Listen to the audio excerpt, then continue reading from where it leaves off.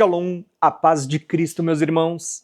Hoje nós vamos dar início a um novo estudo sobre o anticristo. Mais especificamente, nós vamos começar trazendo uma abordagem sobre o oitavo rei. Para quem não sabe o que é isso, não se preocupa, porque nós vamos ler passagens bíblicas, as profecias que estão relacionadas a esse tema, e no decorrer desta série, que vai estar dividida em mais do que uma aula, você vai sair daqui sabendo, biblicamente, o que é o oitavo rei, como isso está ligado com o anticristo e de onde ele virá. Então nós vamos começar uma série falando sobre o anticristo, sobre esse oitavo rei. E a primeira coisa que eu quero mostrar para vocês é que quando a gente trata sobre o anticristo, esse personagem ele vai ter diferentes nomes nas escrituras. Como, por exemplo, eu vou botar aqui na tela para vocês poderem acompanhar. Olha só como na Bíblia esse personagem que popularmente ele ficou conhecido como o anticristo, graças ao termo empregado por João nas suas epístolas, no decorrer da lei, dos salmos, dos profetas, do evangelho, das epístolas, até chegar no livro do Apocalipse, você vai perceber que os profetas e os servos de Deus usaram diferentes termos, mas se referindo ao mesmo personagem escatológico que se levantará nos últimos dias. Então, eu quero ler aqui alguns termos para vocês, alguns títulos, e olha que interessante. Esse personagem, ele vai ser chamado de o descendente da serpente. Olha que interessante. Da mesma forma como nós temos o descendente de Eva, que esmagaria a cabeça da serpente, você vai perceber que em Gênesis vai surgir também a descendência da serpente, e daqui, dessa linhagem, vai surgir no tempo do fim o anticristo. E quando a gente fala da descendência da serpente, eu até tenho vídeos lá no canal Graça e Conhecimento, onde eu falo sobre essa questão da descendência da serpente.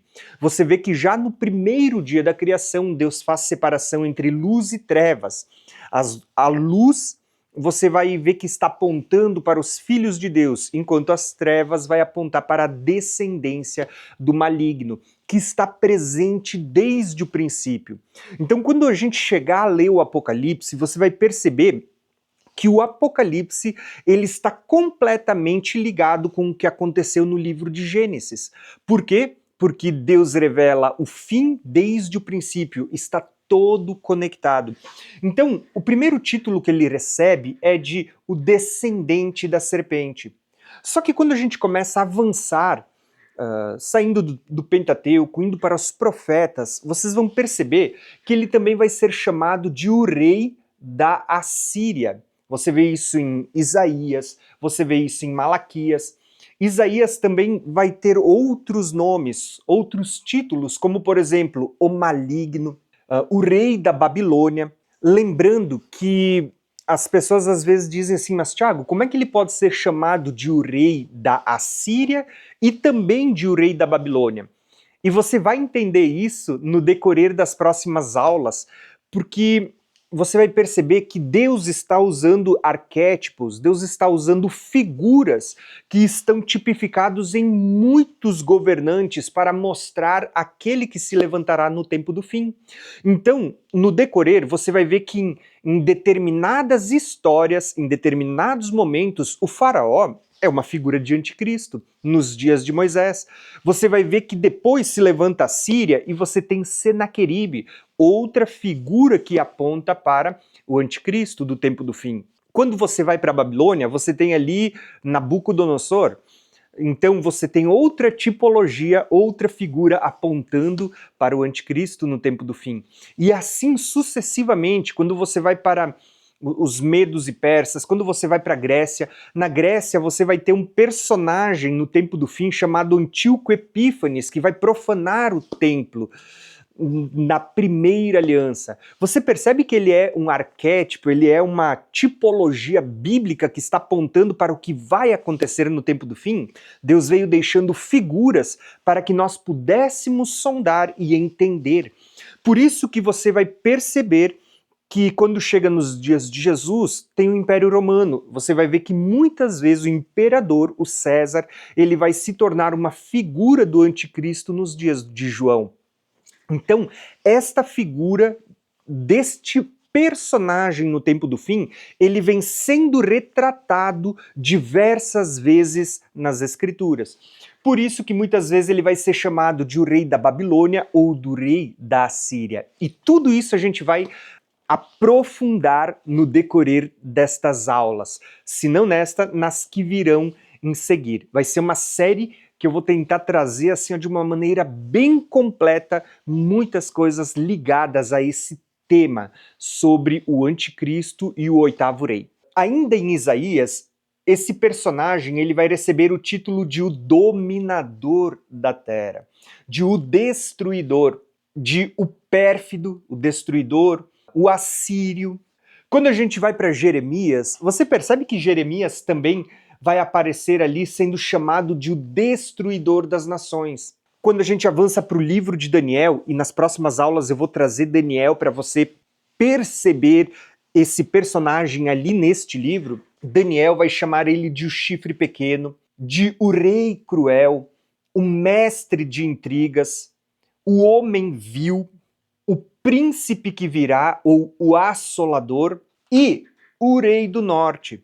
Quando a gente chega em Ezequiel, percebe que a gente está avançando nos profetas, e os profetas eles vão apontando. Ezequiel vai dizer assim, ó, que ele vai ser chamado de o rei de Tiro.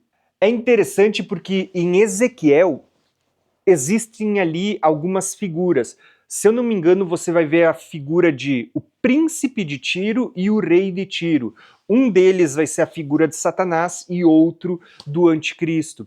Aqui em Ezequiel tem figuras muito tremendas ligadas a esses personagens. Ainda em Ezequiel, nós vamos ver que ele vai ser chamado de Gog, o rei de Magog, ou seja, quando a gente fala da guerra de Gog e Magog, nós estamos falando do rei e do seu povo, do seu exército. Gog, o rei de Magog. No profeta Naum, você vai perceber que ele vai receber títulos como, por exemplo, aquele que planeja o mal contra o Senhor, o rei de Nínive, o perverso. Olha, de novo, Nínive era a capital da Assíria. E, olha só que interessante, Nínive, capital da Assíria. Percebe que quando ele é chamado nos profetas de o rei da Síria, o assírio, ou o rei de Nínive, todos eles estão te apontando para a mesma região? É como se Deus estivesse dando um apontamento dizendo da onde ele vai sair. Inclusive o profeta Naum, eu não citei aqui, mas ele vai dizer assim, ó, foi de ti, ó Nínive, que saiu aquele que trama o mal contra o Senhor. Então você percebe que ele está dando uma localização, uma geolocalização de onde ele sairá. Da mesma forma, você vai perceber que ele recebe títulos como, por exemplo, em Zacarias, o pastor insensato. Quando a gente vai para o Novo Testamento, você vê o próprio Jesus fazendo menção desse personagem e citando os profetas, falando, por exemplo, em Mateus 24, no seu discurso escatológico sobre a sua vinda.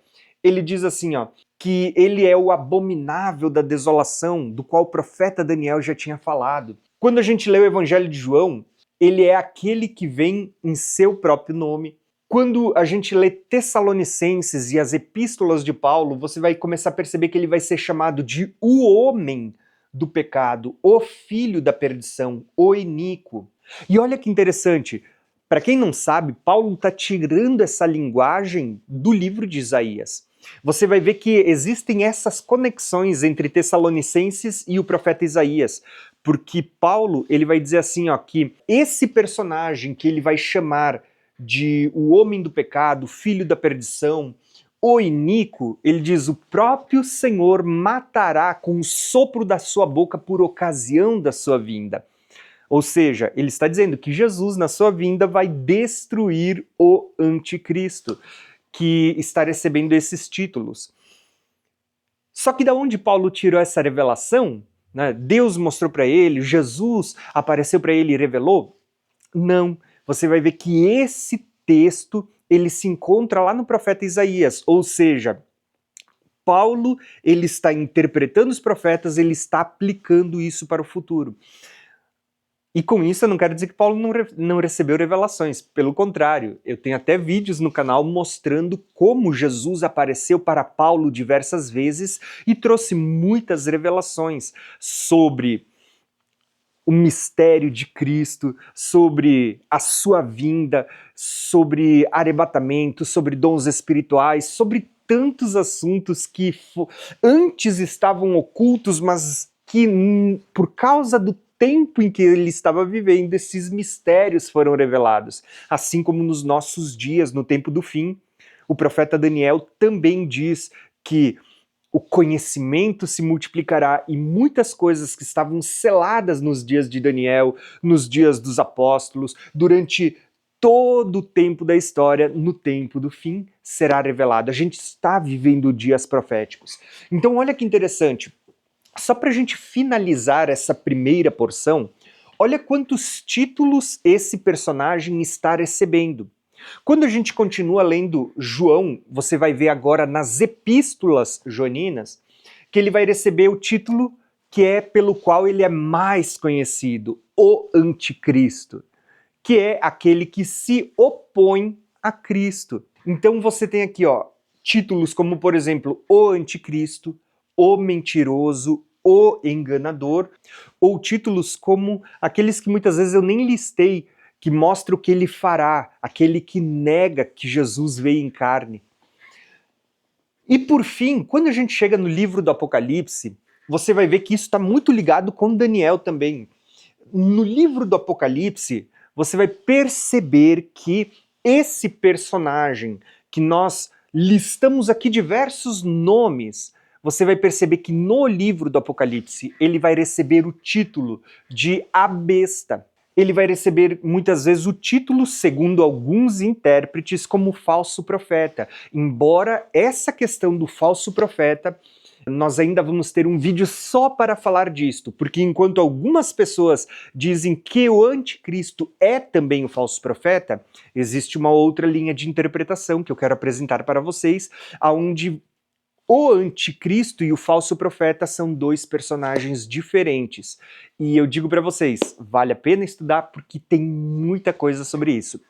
Mas, só para você entender, é nesse momento que você vai ver no livro do Apocalipse surgindo o título, O Oitavo Rei. Então, quem é o oitavo rei, que procede do 7, é o anticristo, é o homem do pecado, o filho da perdição, o iníquo, aquele que trama o mal contra o Senhor, o perverso, o chifre pequeno, o destruidor das nações, aquele que será abatido por ocasião da vinda de Jesus. Então, você percebeu quantos títulos que esse personagem, que popularmente a gente chama de o anticristo, ele tem no decorrer das escrituras? Eu vou pedir para você, se você lembra de mais alguma passagem ou de algum título que não está listado nessa lista que eu apresentei para vocês, comenta aqui na descrição desse vídeo para a gente poder aumentar essa lista e poder deixar ela cada dia mais completa. Então eu vou fazer o seguinte, para o vídeo não ficar longo, eu vou pausar ele aqui e nós vamos continuar na próxima aula.